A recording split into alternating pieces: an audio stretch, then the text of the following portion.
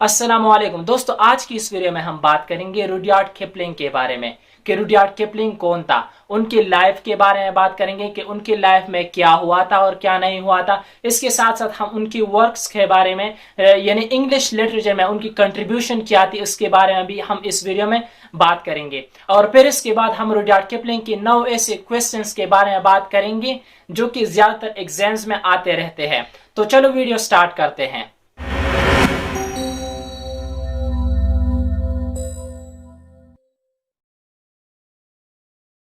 तो Rudyard Kipling पैदा हुए थे 30 दिसंबर 1865।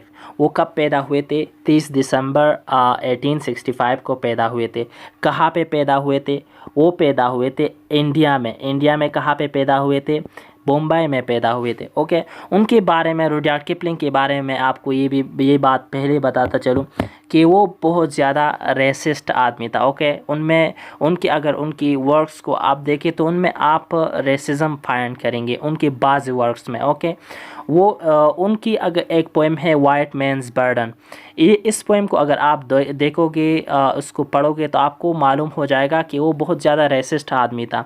ओके, वो ये सोचते थे कि जो ब्राउन पीपल है, जो ब्राउन लोग हैं, ये जो है ना महज़ब नहीं है, और ये जो वाइट पीपल है, जो गोरे लोग हैं ना, ये उन ब्राउन लोगों के को महज़ब बनाने के लिए जो है ना ये पैदा हुए हैं, ताकि उन लोगों को महज़ब बना सके, उनको जीने का तरीका बता सके कि आपने कैसे जीना है। ओके, तो वो बहुत ज़्यादा रेसिस्ट आदमी था, और जो ब्राउन पीपल थे उनको बिल्कुल वो पसंद नहीं करते थे। ओके, वो रुडयार्ड किपलिंग जो था ना वो बहुत ज़्यादा रेसिस्ट था। ओके, उनके वर्क्स में आप रेसिज्म फाइंड करेंगे। ओके, फर्दर पढ़ते हैं। तो वो कब मर गए? ये जो तस्वीर है ये उनकी बचपन का तस्वीर है। वो कब मर गए थे? वो मर गए थे 18 जनवरी 1936 में, यानी 1936 में वो मर गए थे 18 जनवरी को।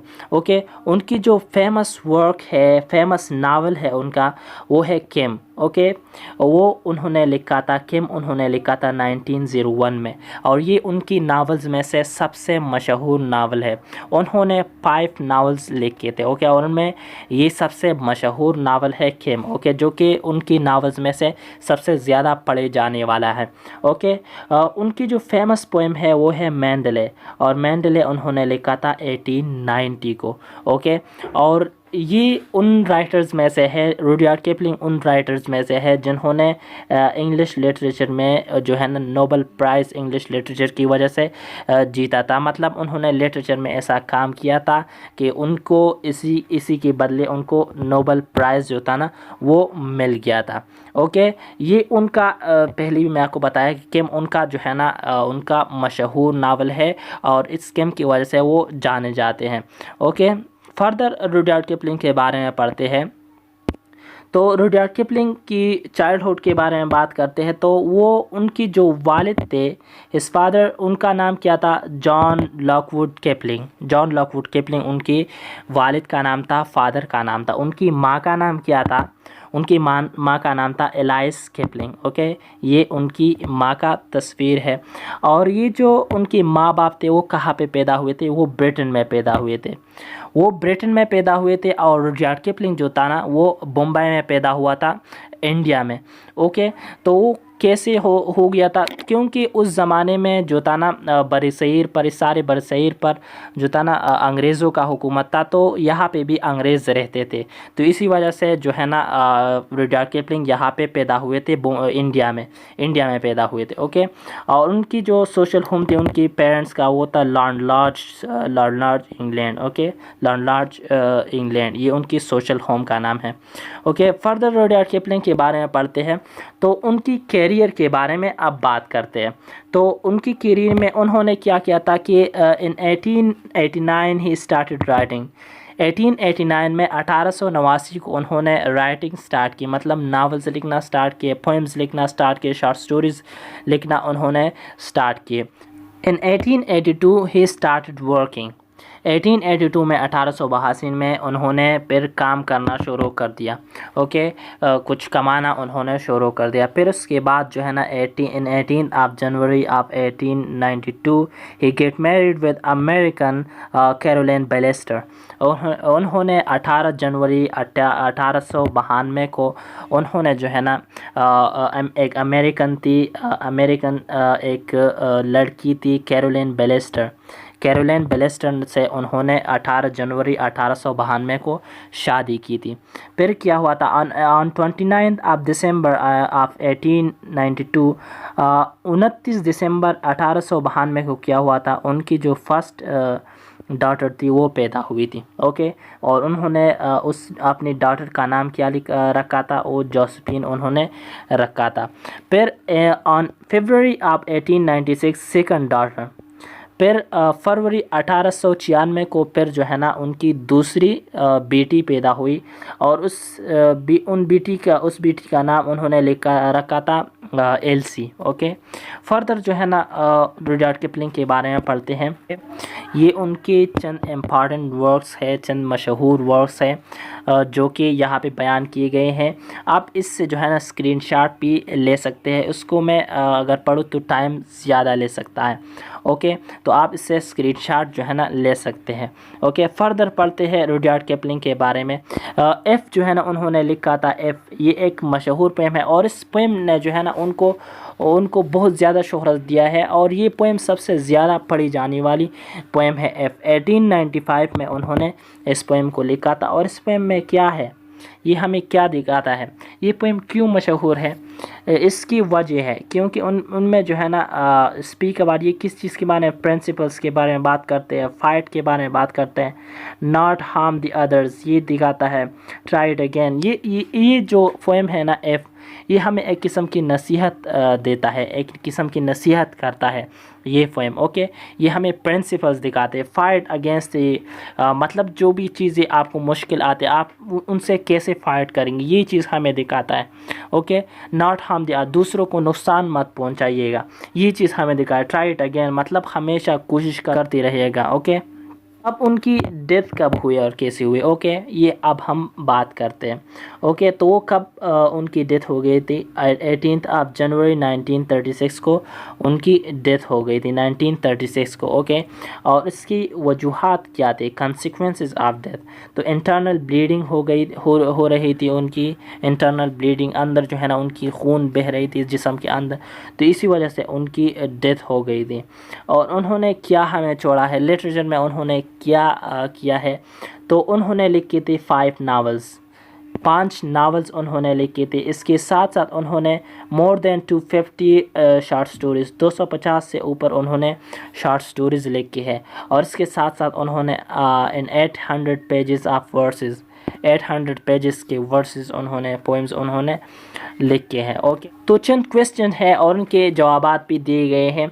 तो क्वेश्चन ये है कि when and where was born Rudyard Kipling, Rudyard Kipling कहाँ पे पैदा हुए थे, रुडयार्ड किपलिंग पैदा हुए थे was born on 30th of December 1865 इन मुंबई में पैदा हुए थे। ओके, दूसरा जो क्वेश्चन है वो है कि where were born his mother and his father, उनके माँ बाप कहाँ पे पैदा हुए थे, तो his mother and his father were born in Britain, वो कहाँ पे पैदा हुए थे, ब्रिटेन में पैदा हुए थे।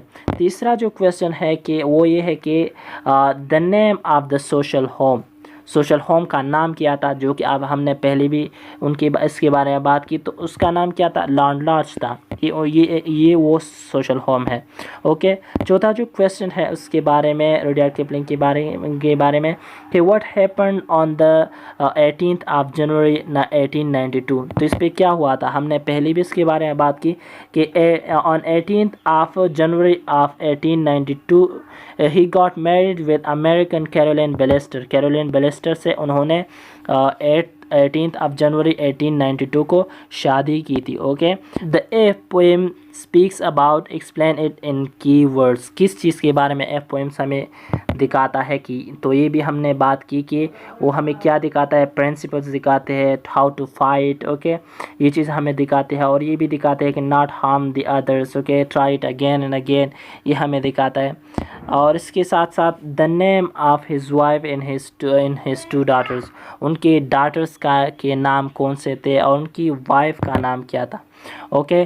तो his wife name was American Caroline Balestier, Caroline Balestier उनकी वाइफ का नाम था। और इसके साथ साथ उनकी जो डॉटर्स थे उनकी, इनमें एक का नाम था जोसेफिन और एक का नाम था एल्सी, ओके। फर्दर पढ़ते हैं तो मेंडेले इज़ अ पोएम और नावल, मेंडेले क्या है, नावल है या पोएम है, एंड व्हेन वाज रिटन, कब लिखा गया था। तो मेंडेले हमने पहले ही बताया कि मेंडेले क्या था, मेंडेले जो था ना, ये एक जो थी ना, ये एक पोएम थी, ओके, और ये 1890 को लिखी गई थी। 8वां जो क्वेश्चन है वो ये है कि at the age of 6 what happens to the boys and girls of India, क्या हुआ था। तो at the age of 6 they were sent to the social homes, and social homes को वो सेंड किए गए थे to be educated during 6 years and then they return to his parent. ये किस लिए, ताकि वो वहाँ से तालीम हासिल कर सके, और फिर जब वो तालीम हासिल करते तो फिर उनको उनकी पेरेंट्स को रिटर्न कर देते थे, ओके। तो 9वां जो क्वेश्चन है वो ये है कि which is the only prize that he has accepted, okay, वो कौन सा जो प्राइज़ था उनको दिया गया था रुडयार्ड किपलिंग को, जो कि उन्होंने एक्सेप्ट किया था। तो ये भी हमने पहले भी इसके बारे में बात की कि वो प्राइज़ क्या था, वो था Nobel prize, Nobel prize in literature उनको दिया गया था और ये उन्होंने एक्सेप्ट किया था, ओके।